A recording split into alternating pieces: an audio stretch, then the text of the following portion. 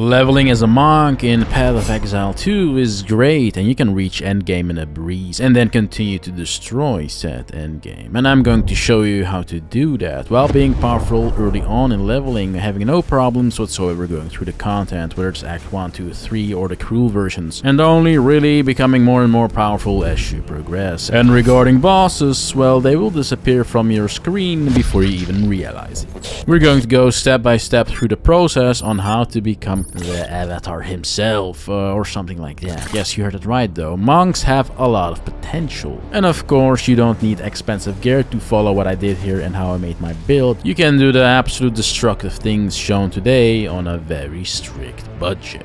So let's start with level 1 right away and how we're going to progress. Chapter 1, level 1 to level 15. See, as a monk, some people may say it starts rough. Melee, kinda squishy, and you're using a blunt staff. What can that really do, right? Which enemy is going to be intimidated by our little cute monk?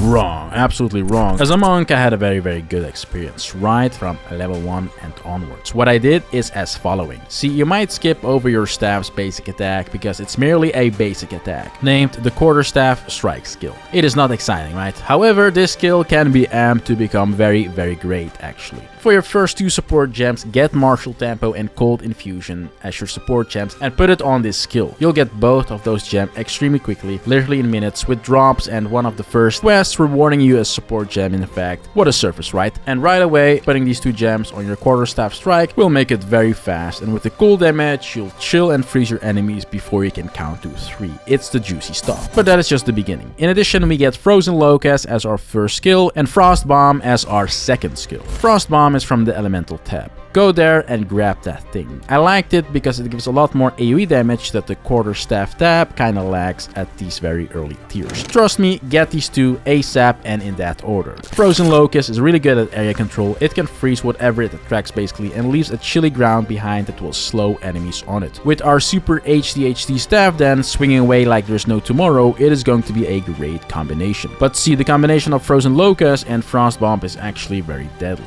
As you can see, a lot of frost buildup and a lot of explosions. Frost Bomb is a very simple skill. You press it and target it at a designated area where you want it to explode, and after a small delay it will explode, and everything that walks on it in the meantime is chilled. So do you see where I'm going here? It is basically the double net clicks and chill that we're going to apply here on our enemies, and then the explosions for the damage. A nice cocktail, and it results in a very amazing clear early game. I'm like level 4 here in these clips, and I'm clearing like I'm in the end game with fully decked out gear.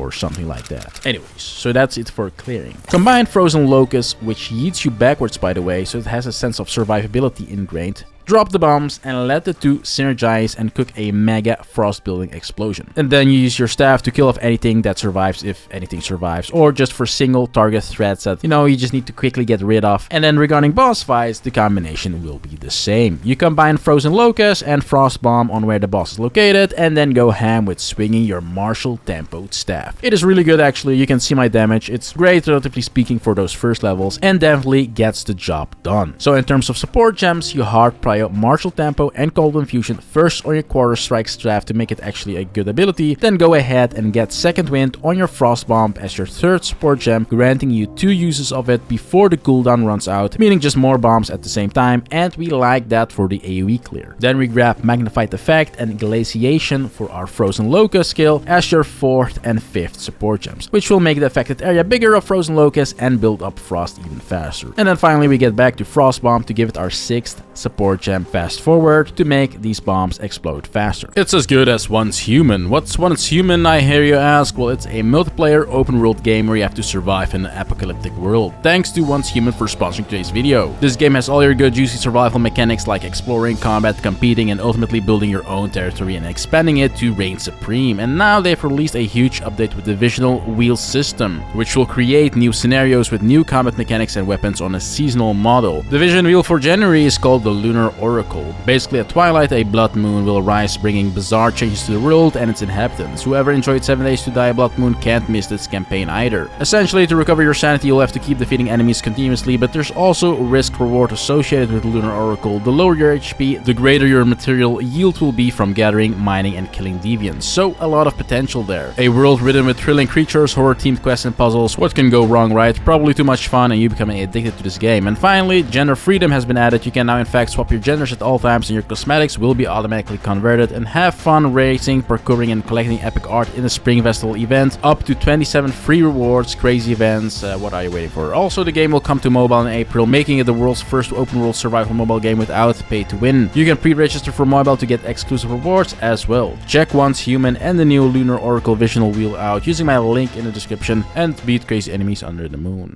Now, after getting the mentioned skill Trial of Death, yes, that's what I call it, we then also get Killing Palm as your 4th skill. This is actually a great skill to move from target to target, gives you a lot of movement actually and helps out with leveling in that sense. It also improves your stickiness onto the target and you know exactly what that means, they will die faster, so overall just a very useful ability. It's also good because it can give you power charges, which is going to become very relevant in a bit. Basically every time you kill a target, you get a power charge. And then also Killing Palm gives you the ability to call enemies as indicated with the blue flame thingy on top of any enemies that have low life remaining, and these can be called. And calling is very nice actually to just get that last chunk of HP gone in one hit, which is especially nice on bosses since they can be tanky. And that bit of HP would otherwise require a bunch of hits normally. So keep an eye out for the blue flames on your enemies, and we supplement the skill with life drain for the sustain and profusion to sometimes get multiple charges with a single Killing Palm. Really good. With these skills you'll absolutely dominate till you get the next skill at around level 10, which is going to be Tempest Bell. If you would ask me how to describe the skill in only one word, it would be absolutely magnificent.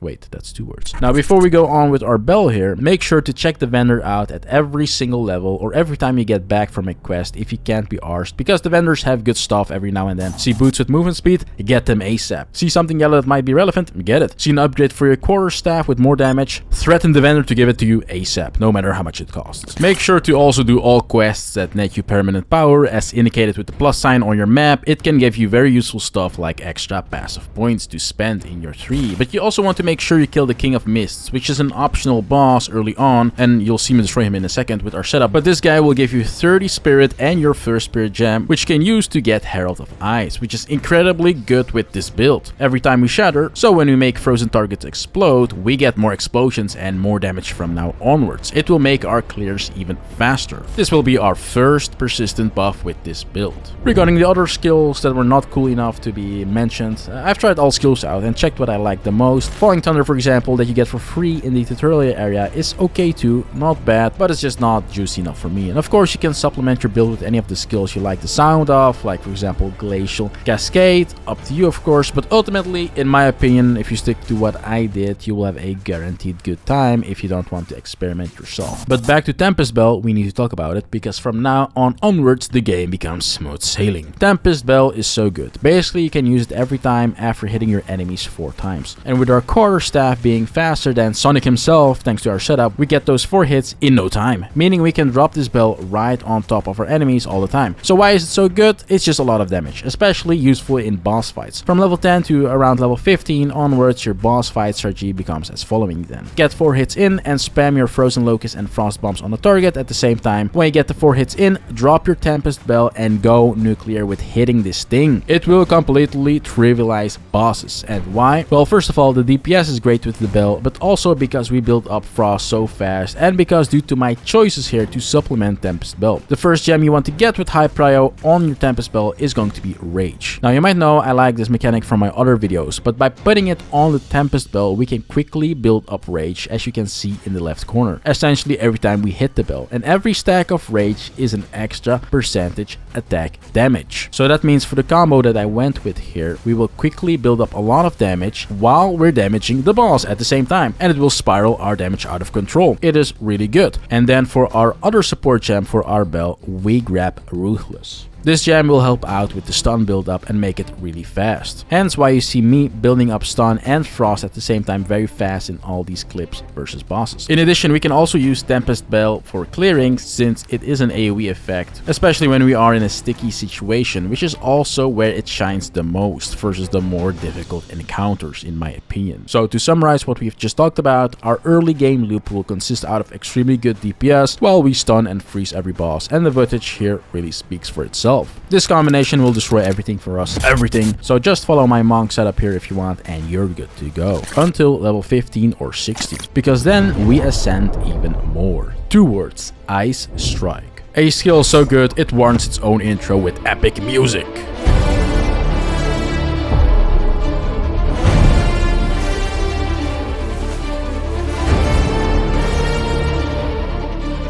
Chapter 2, level 16 to level 45. Regarding Ice Strike, we put the support gems from our Quarterstaff strike on it right away, Martial Tempo and Cold Infusion. Don't need to worry about getting a new support gem, and this skill is already amped up the second we got it. Quarterstaff strike now also becomes completely obsolete, so throw that thing away from your hotbar, and we're going to use Ice Strike like there is no tomorrow. It is an amazing skill. You can clear very well with it, it's a self-sustaining skill, just press it and it will loop you into this 3-part combo that AoEs and takes care of everything for you. It also launches you forward on your enemies that you're aiming towards too, so it has some ingrained mobility, which is nice for a fast-paced clear. But it becomes even better when we consider the context of boss fights. See our little big bell that we picked up some levels ago as well, it combines very well with Ice Strike. Ice Strike deals the damage and CC, and the bell amplifies all of that. It leads into this type of boss clearing as early as say level 15 and onwards. Ice Strike and this combination is also good for chilling and freezing enemies, and the whole situation will give us a lot of control in combat. And then we can combine it still with Frozen Locust and Frost Bomb, and then you will have everything you can possibly wish for while you go through the campaign. However, we're going to make it even better by ingraining lightning and fire damage in our kit. See, we want to get these 3 talents as soon as possible: Echoing Thunder, Echoing Frost, and Echoing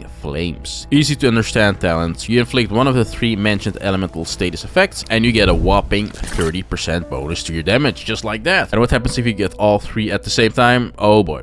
Yeah, the footage speaks for itself. But that's only, of course, if you have a good source of fire and lightning damage to actually proc, ignite, and shock somewhere in your kit. See, I will go over the full passive tree later on in the video and how you want to route through it. But the TLDR of everything I just mentioned is essentially we're going to control bosses so good because we have ingrained shock, ignite, and frost at the same time. And through juicy damage amplifiers, we're going to absolutely nuke them at the same time. And all the footage is 1 with bad gear and 2 early on. We're talking level 15, level 20, level 25. Yes, control your adrenaline because we are not finished yet. See, what I did to actually get a source of lightning and fire is easy. You just get it on any gear that it can roll onto, for example your gloves, your rings, or your quarterstaff itself. It doesn't matter which piece gets the fire and lightning damage, it just matters that you have it somewhere in there, and the higher the numbers, the better, of course. If you can't find anything, you can also just double socket your quarterstaff with a fire and a lightning damage giving rune. It is an easy, practical alternative solution, and as you see, there's a lot of ways to go about this.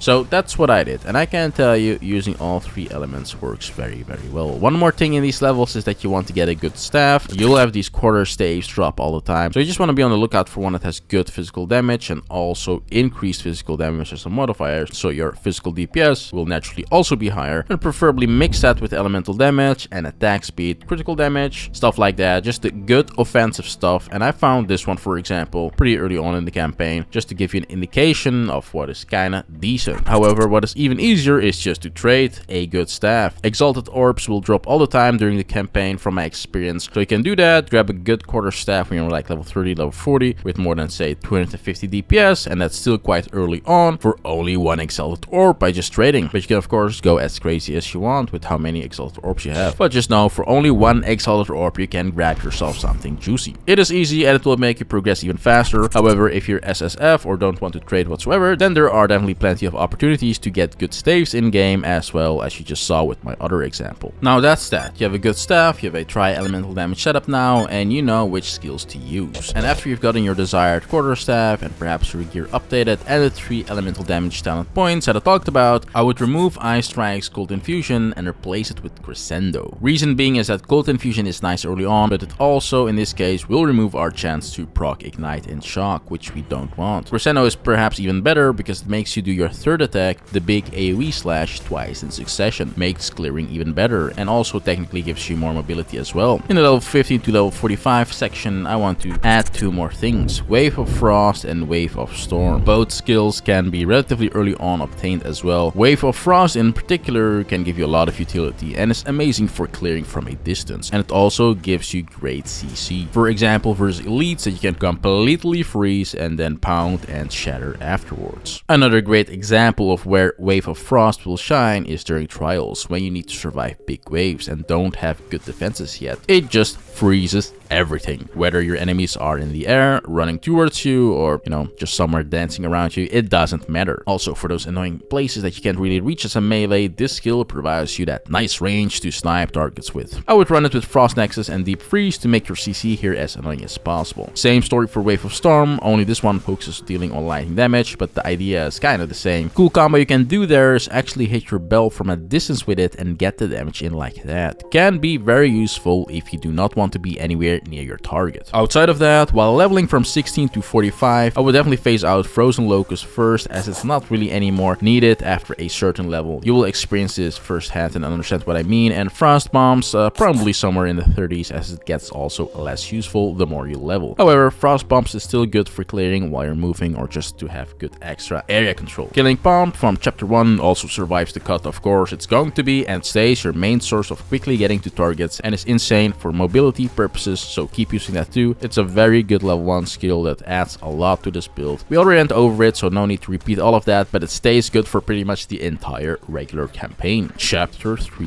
level 45 till 70 and progressing into the endgame, the main build. Now this section and, you know, going forward is what you can consider the main build. The build you want to work towards to, as the other sub builds that I made are good relative to that point in time for leveling and thus made with that in mind. But as a monk, you just keep getting more and more options as you level, so you have to adapt to start doing things like this.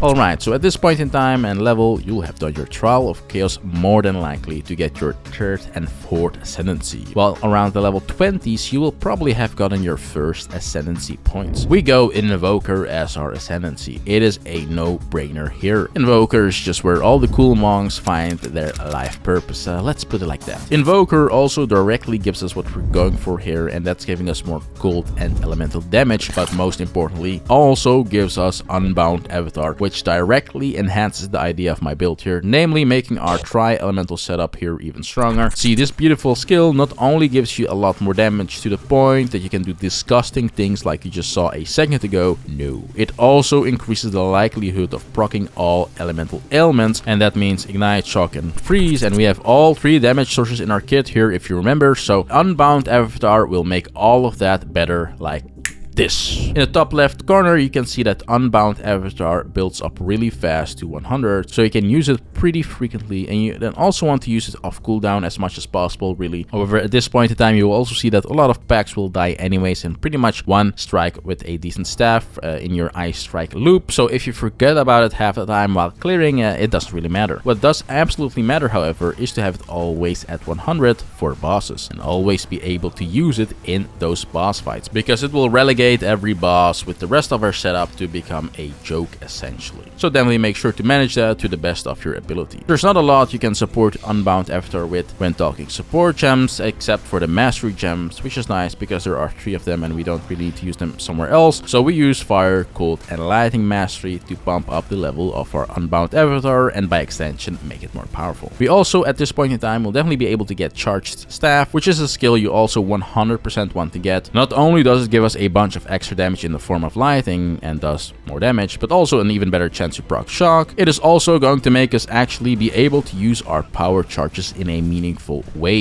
Charged staff essentially makes your staff charged. Yeah, cool, right? With this cool ass blue effect, and it also increases the range of your hits, giving you some utility there. But essentially it makes clearing and your damage just even better, if you have to summarize what it does in less than 10 words. We supplement it then with persistence to make its duration longer, perpetual charge to make our power charge economy more smooth, and ignition to make our chance of proccing ignite better. At this point in time, you'll notice that proccing frost is obviously going to be very easy, but shock now too with this skill, and then we just give charged staff ignition as well, so our ignite procs also get better since we don't directly have a fire-based skill. With persistence, you'll have around 25 seconds on charged staff before it runs out, so you can do a bunch of packs, and then in between, when you have some downtime on murdering stuff, you can put it on charged stuff again. Just keep pressing the button. We'll be able to grab the resonance node in our passive tree at this point in time as well, in combination with combat frenzy as our second persistent buff to quickly generate power charges to fuel our charged staff. I'll talk a bit more about the passive tree in a second, but the combat frenzy persistent buff is essentially just a tool to make us get power charges really fast, since we will freeze enemies all the time. We supplement combat frenzy then with profusion to make the generation of power charges even faster. So with that, we then have discussed a few new main abilities that are now in the roster.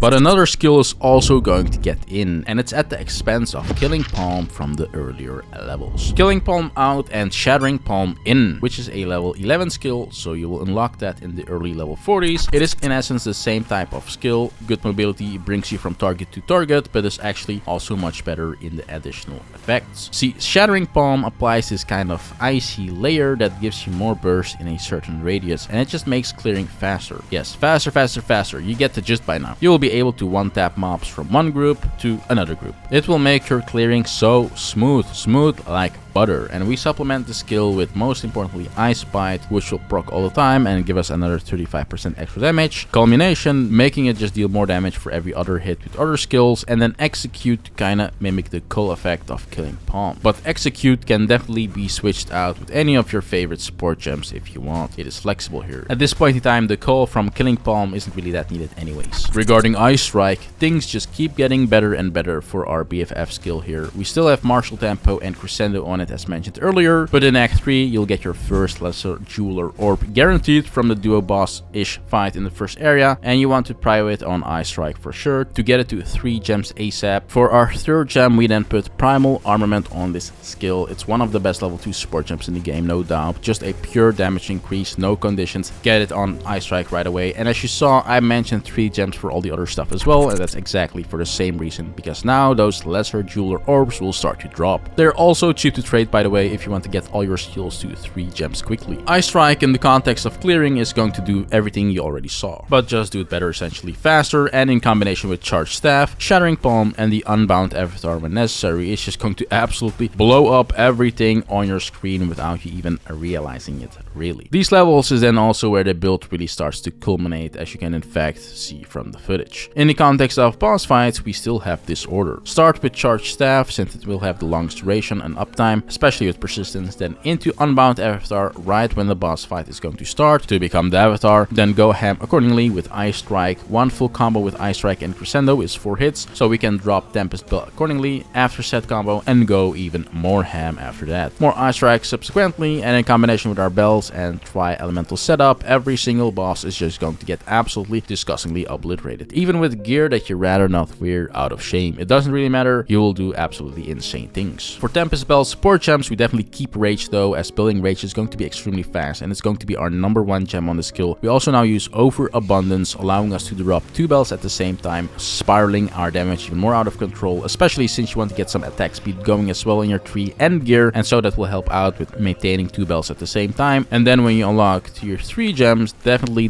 get Rage Forge and swap it out for the earlier mentioned Ruthless on Tempest Bell, since we don't need the stun build up anymore in that case. The damage will be so insane that stun is just going to be unnecessary. What Rage Forge essentially does is give you an upfront damage increase with just the first 10 rage. It will give you a 35% damage increase with said 10 rage, and then we can also keep building a rage in addition as well to get even more damage. One more skill I would personally recommend to use and finalize the build with, because it will very well fit with the rest of what we're doing here, is Falling Thunder. Especially now that we have an efficient loop of generating power charges quickly through Combat Frenzy, Resonance, and our freezing capability, to the point that we will have a surplus surplus of power charges pretty much all the time, even after spamming charge staff. And Falling Thunder is going to synergize with all of that, as it amplifies your slam with sending out lightning projectiles that also have a nice range and can destroy entire packs in one hit too. It essentially is a great replacement for Wave of Storm or Frost at this point in time to give us that additional reach when we need it as a mostly melee build, but it also can scale into doing a lot of damage. It's also great versus elites or annoying mobs or bosses, even with certain effects surrounding them that you rather do not want to dip your toes in as a melee. And then in those cases you can just one-shot them with a power charged Falling Thunder from a distance. So a lot of additional power saturating different use cases that this skill gives us in addition to our main gameplay loop surrounding Ice Strike. I don't really care about applying elements with the skill, since it's mostly going to function as an alternative one-shot mechanic for me, so I apply a Lightning Fusion, Inevitable Critical, and Elemental Focus on it to make its damage extra juicy. Now let's also talk a bit more about our persistent buffs. Regarding Herald of Ice, the first spirit skill we picked up, we supplemented with Magnified Effect, Cold Infusion, and Cold Exposure just to give its explosion even more burst and juiciness, and then loops our cold damage to generally deal more damage with subsequent damage due to the cold exposure. The order of persistent buffs picking up is then as following: Herald of Ice into Combat Frenzy, both of those I already went over. Then when we get near endgame, you'll definitely want to start getting sustain and defense oriented persistent buffs with Wind Dancer next up, supplemented with Blind, Pin, and Vitality, Grim Feast afterwards, and then Ghost Dancer. The latter three persistent buffs being great for making sure you don't get one tapped all the time in the end game. Of course, the number of persistent buffs that you'll be able to activate and run at the same time is going to depend on your spirit, but thankfully an Invoker Monk has a great solution to that. So with all of that, you will level through both versions of the campaign, easy peasy into the end game. You will be approximately somewhere between level 65 and level 70 when reaching end game is what I'm going to guess, and your passive tree will look like this. Let's dive right into it. Just like your mouse or fingers are going to dive on that subscribe button right now if you haven't done so yet. Don't forget to do that. Also, yes, the tree and build and everything will also be put on Mobalytics. And additionally, for those that want a full written version of this video in the form of a step-by-step guide that doesn't miss a single detail, I'll put that too on my Patreon. Or you can of course also just check out my Patreon if you want to support the channel. Yes, we live in a free world. Let's then now actually dive into the tree. So during Act 1 to 6, as you technically may call it, we're going to get a lot of damage through our tree, starting the offensive route at the start like this, and heading upwards to the echoing flames, thunder, and lightning notables that I also talked about earlier and are a fundamental power spike. These are very important, so path upwards to there as soon as possible. We also grab all the juicy elemental damage increasing nodes in proximity, and en route we pick up this little island up towards Moment of Truth to start flirting with crit damage. By the time you reach the elemental damage increasing nodes, you'll approximately have unlocked Ice Strike, so it's a great moment to get those. After that, we are heading south from this point onwards, getting a lot of attributes on the way, and grab this little branch culminating into Harness the Elements, another power spike that will synergize extremely well with my build and idea here. Then we go south with high prio to start going to the big island of Quarterstaff nodes. This place is juicy, a lot of power to be ripped here from the tree. We get everything here, as we will at all times be using a quarterstaff logically as a monk. This island gives us more damage, crit chance, attack speed, more freeze build-up, even defenses, everything really. Grab everything except for these two little nodes for knockback and stun. We don't need those. Then at this point in time, you will or be close to having enough spirit to also get Combat Frenzy, so you want to path up from where initially you went south to get to the quarterstaff nodes to actually get resonance. Another fundamental key notable that I also talked about earlier and is going to fuel a lot of power in our build. We then go back to the quarterstaff nodes and head north all the way to here. We need to get Thin Ice and Heavy Frost. Out of the three elements, cold damage is by far our biggest source of elemental damage, as you have probably noticed, and these two notables are extremely good at making our damage just go bonkers. We also grab all the extra cold damage in proximity here, and then we go back yet again. We have to diverge again to the area where we picked up resonance, and we're going to get all of these blue nodes. It is crit chance, crit damage, but also extra damage for your non-crits when you have recently crit, so it harmonizes very well with each other. There's a lot of power here to be found as well, so we just pick all of it, and our crits will subsequently become very hard-hitting slams as well, and we will absolutely nuke things going forward. And of course, it plays together with our elemental damage and quarterstaff damage increases. Then we head upwards and get all the attack speed here, since it's in proximity and it's kind of a waste to not get them. Great, for example, for hitting two bells at the same time with overabundance. And at this point in time, we will have finished the campaign, so we start prioing defenses more going forward. We grab these nodes, for example, to do do that. I will be making a full-on endgame video as well to not make this video too overwhelming, but for now this is definitely how I would get all the points all the way to level 70 or so, and also then supplement that with that key takeaway for the next levels in PoE defenses. For attributes, you're just going to grab whatever you need to fulfill your requirements. It is going to be a mix of dexterity and intelligence primarily, but it also of course depends on what you have rolling on your gear. Jewels, you have a lot of options, and I'm just going to name a few of my favorite